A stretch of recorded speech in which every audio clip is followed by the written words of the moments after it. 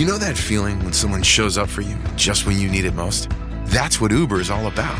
Not just a ride or dinner at your door. It's how Uber helps you show up for the moments that matter. Because showing up can turn a tough day around or make a good one even better. Whatever it is, big or small, Uber is on the way. So you can be on yours. Uber, on our way. At Capella University, you can learn at your own pace with our FlexPath learning format. Take 1 or 2 courses at a time and complete as many as you can in a 12-week billing session. With FlexPath, you can even finish the bachelor's degree you started in 22 months for $20,000. A different future is closer than you think with Capella University. Learn more at capella.edu. Fastest 25% of students. Cost varies by pace, transfer credits, and other factors. Fees apply. Good morning, guys, and welcome to the podcast wherever you are in the world today. I have a fantastic guest from Luxembourg, Damien, and he is an entrepreneur and he is the host of the Macpreneur podcast. He's also a technology mentor and he's got a fantastic camera lighting setup, if you can see, using his iPhone. And I'm really happy to have him on and discuss his work. So, Damien, welcome. Thank you for having me, Christoph. Yeah. Briefly introduce yourself, chronicle your journey, and I'm excited to dive into your work. Yeah, so I'm a technology mentor and I really enjoy sharing my knowledge about technology. I've been really passionate about technology since my teenage years. I'm 51, soon to be turning 52. And I got my first computer in 88, so I was 15 years old. And since then I was hooked.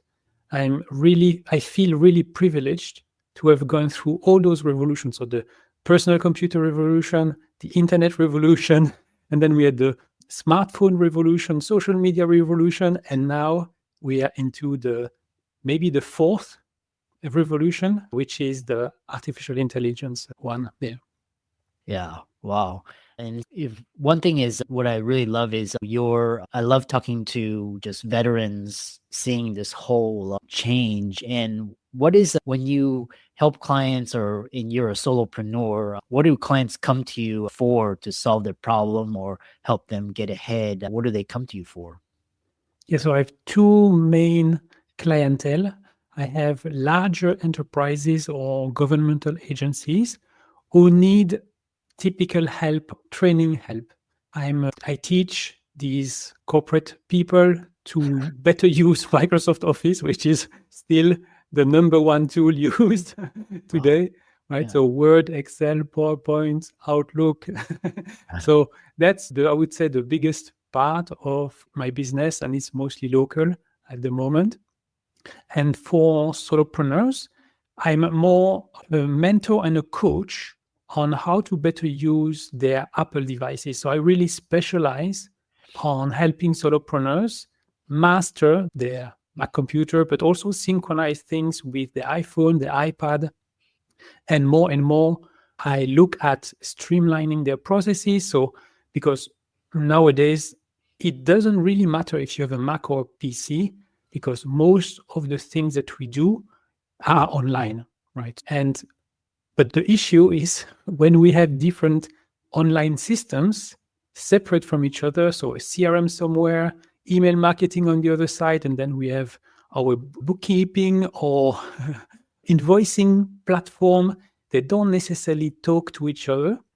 And I'm a very big proponent of automation, and I'm using a tool called Zapier to glue all those web services together, so that, for instance, when someone fills the form on the contact form on my website, automatically the contact details are copied into the contacts in Google Contacts, so that I have the phone number, the address, the name on my phone immediately.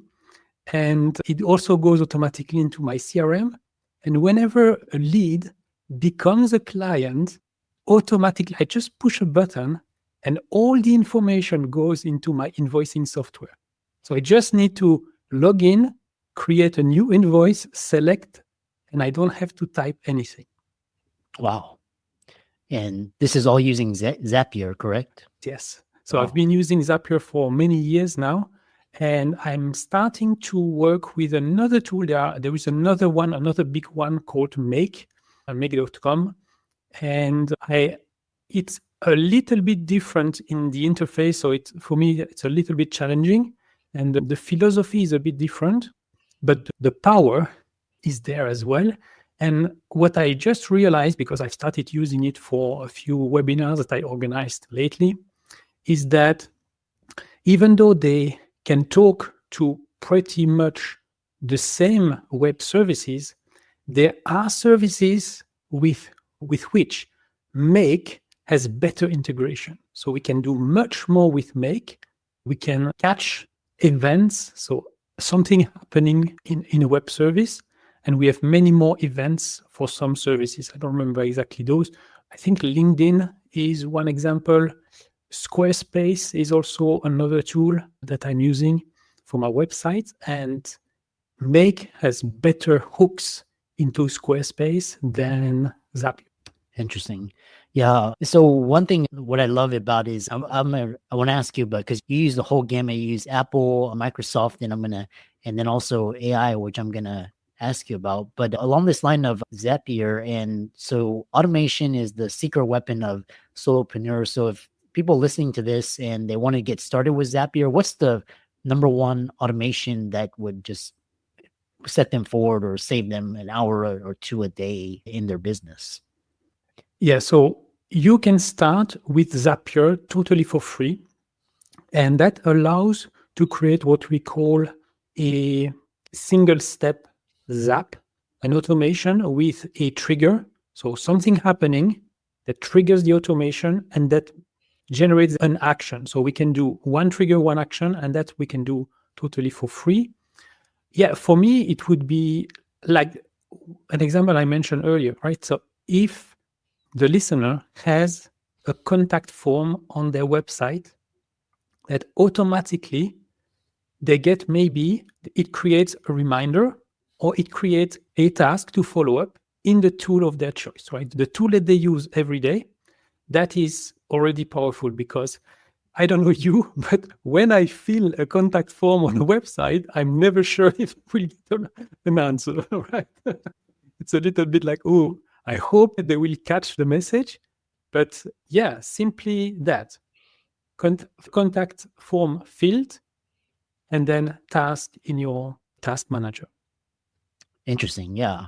Okay. Yeah. And then we may, because you mentioned you organize webinars, and we have a webinar series. So maybe later on you could talk about how to use Zapier. But it's very fascinating how it's like the glue between all these different applications. A follow-up question is, how can, because we're going to talk about artificial intelligence, but how could someone integrate Zapier with ChatGPT, and like what is one simple automation that they can use with artificial intelligence?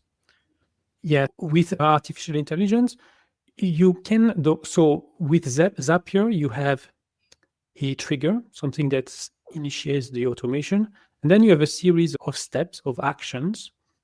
The AI action is just a ChatGPT action where you specify a prompt, right? So you just you give it a prompt, and in Zapier, you can always refer to information that was coming from the previous steps. What I like about Zapier on the interface, it's a vertical interface. So at the top, you have the trigger, and then just underneath action 1, underneath action 2, action 3, action 4. And if you are at action 4, you can use within your prompt any information that was passed from the previous steps. And so it's a matter of, if you already have a prompt that you use often, every time you go to ChatGPT and you type it and then you copy paste something, you can insert a ChatGPT action where you write the prompt once and for all, and you refer the text that you want to be processed, for instance, with your prompt. Interesting. The next question I have for you is you talk about Microsoft Office, and before I lived during the PC revolution, as that's when Bill Gates that's how he made his fortune. And Microsoft Office was like you had you put in a CD and then it was like now it's all like in the cloud and it's subscription. Why do businesses still use Microsoft Office when Google Docs is free? Yeah, I have the impression that here in Europe, where I am, Microsoft has a bigger market share than Google has in the US or in North America. So personally, for my company, EasyTech, I'm using Google Workspace. I really love it. I could not imagine having something other than Gmail to process my email with the rules and so on. And sorry, I forgot to close the door. And I believe it's a lot of inertia, right? A lot of companies, when they start with Microsoft, and especially now with Microsoft 365, it's actually easier for medium-sized company to manage than the old Microsoft system where they had to have their own servers and so on. Yeah, I think it's inertia in the end. Interesting. Well, a follow-up question I have for you is the next question I have for you is you talk about why Mac is the best platform for entrepreneurs. Why is that? I believe that it is more stable than Microsoft Windows. That's number one. But also something else, even though I cannot say that Macs are immune to viruses or that necessarily Macs are more secure because there is no real 100% security. I still believe that Macs are easier to secure. So it's easier to configure it. It's also easier to deal with backups and have multiple backup systems on the Mac. And then let's face it, because it has only 10% market share across the world. I know it's bigger in the US, but internationally, it's 10% only. So it's a lower target, right? So bad guys, they tend to go and attack the Windows system first. Interesting. Yeah, because I know here Mac is like a status symbol. If you have Apple, it's because in a lot of it's if you're a creative, if you're a YouTuber or and plus the aesthetics is a lot better. And I remember when it was like there was like Mac PC compatibility issues, but then you mentioned going online and now everything is streamlined for the most part. So next question I have for you is this, how do you think Apple is doing in the AI race? Because people think that AI or Apple is really behind compared to like Meta, Google, these other companies. So where do you see Apple in this AI race? So two types of AI, right? There is generative AI, which came at the forefront of everyone's mind with ChatGPT. But then we have general artificial intelligence I would say even good old artificial intelligence, which is just machine learning, based on machine learning. On that front, Apple actually has done a lot, is already incorporating a lot of AI. So for a few years now, in Photos, for instance, in the Photos app, when you search for an animal, for a plant, this has already been categorized with artificial intelligence. It's not generative artificial intelligence. So that's one thing. The second thing is, I think Apple is still an advantage because nowadays, especially since the transition from the Intel processors to their own Apple silicon chips, those chips, which also are on the same technologies on the iPhone and the iPad, they have what is called a neural engine. So they have inside the chip a part of it that is solely dedicated for machine learning tasks and AI-related tasks. And we don't have that on the PC side. And today, if you want to run an AI model, a generative AI model locally, the Mac is the best platform. Because on the PC, you need a high-end graphics card right, from NVIDIA, which cost a lot of money. Whereas every Mac that has been sold since 2020, they have a neural engine with at least 16 cores, and the bigger Mac Studio and Mac Pro, they have even 32 cores just dedicated for machine learning and the neural engine. It's for me, it's the best platform to run AI locally. And so I'm not worried at all. So yes, on the software side or the services side of things, right? Apple doesn't have a ChatGPT competitor. But the truth is, I don't expect Apple to produce a ChatGPT competitor. As long as I can run ChatGPT or Gemini or Copilot or Perplexity from my Mac. And on a side note, I have implemented on my iMac, which is still an Intel Mac, a way to call the OpenAI API, so application programming interface, so I can chat with ChatGPT directly from my Mac. I can right click on text. I can select text on my Mac.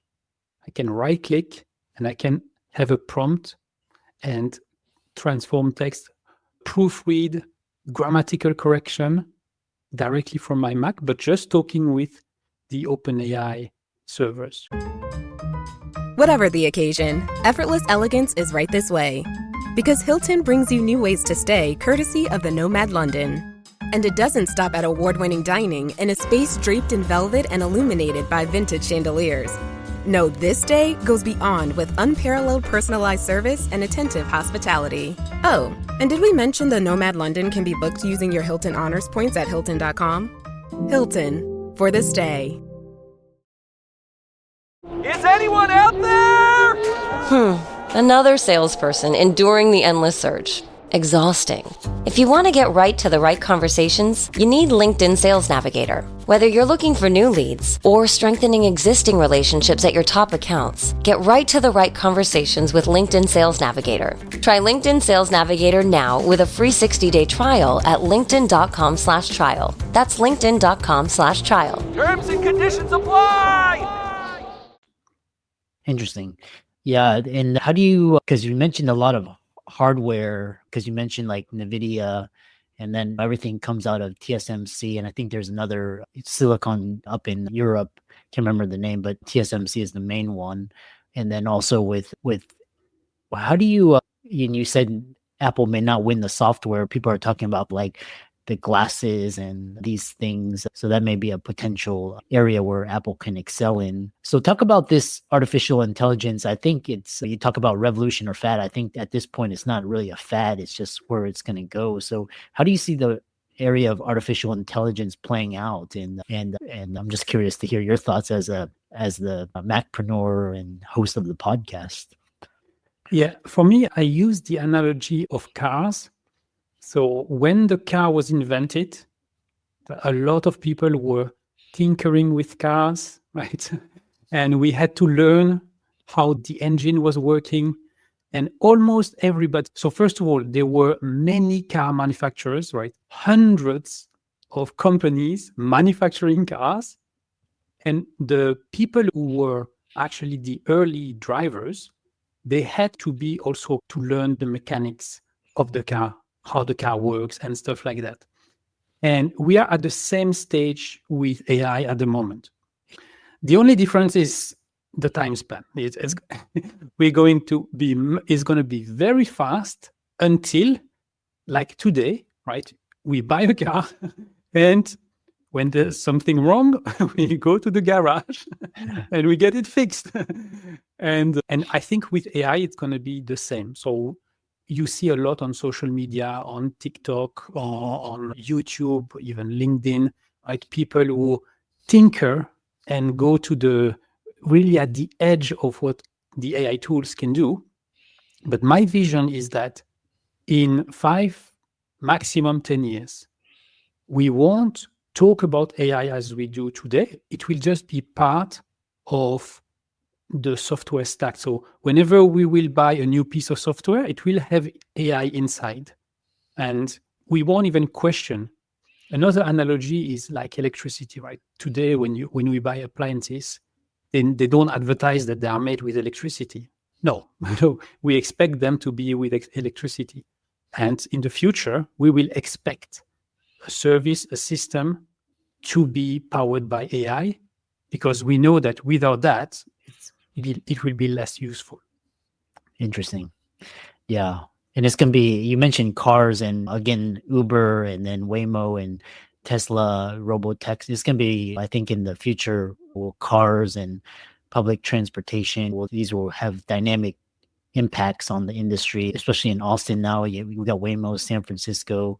When the Robotaxis come out, that's going to be another interesting, curious to see. So final thoughts, and this just with Trump, with China, with tariffs, with NVIDIA, TSMC, the AI race. How do you see Apple playing out? I'm just curious to hear your thoughts.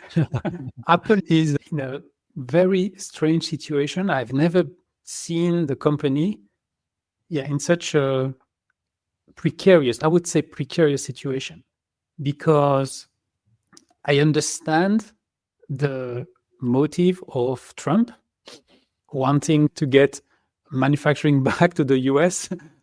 The problem is that it takes years to develop a factory to produce chips. And at the same time, it's also totally understandable that the company, so TSMC, wants to protect the IP. So they will be very cautious to put all the latest technologies is in any other country. It doesn't matter if it's the US, it could be in Germany, it could be in France. It doesn't matter. They want to keep their secrets the way that, because the way they manufacture chips at the moment, I don't know if I've seen 1.7 nanometers, right? So we're at the size of atoms. And yeah, for sure, they don't want anyone to be able to reproduce, because when I grew up, oil was the thing that was the most valuable. I think that computer chips, is what will be the most valuable. What will be the most valuable in the future. And especially, you talked about robotaxi, but for me, the next frontier is what I call embodied AI. So it's the fusion of artificial intelligence and robotics. And that will also require a lot of chips and a lot of expertise and know-how in AI plus robotics. Yeah, we're in an AI arms race, and I think China is way ahead of the United States in manufacturing, and now they're offshoring a lot of their manufacturing to Philippines, Vietnam, and he's trying to bring manufacturing back to the United States, but a lot of American workers, they're not skilled enough for these high-tech advanced, and a lot of them don't want to manufacture shoes and clothes. It's going to be, we're in an AI arms race. So it's going to be really interesting. And then also you have a risk of Taiwan. China just invades Taiwan. And again, we're probably in a World War III or whatnot. We're living in very interesting times. If people wanted to hear about your podcast and learn more from you, how could they do that? They could go to macpreneur.com, or they could search for Macpreneur in the podcast app of choice. I have actually prepared a small gift for your usual listeners, and it's a topic we haven't discussed at all, but for me, it's about security. So if I understood correctly, this podcast audience is physicians, right? Lawyers, dentists, accountants, people who deal with a lot of personal information, confidential information. And that's another pet peeve of mine on the security aspect of it.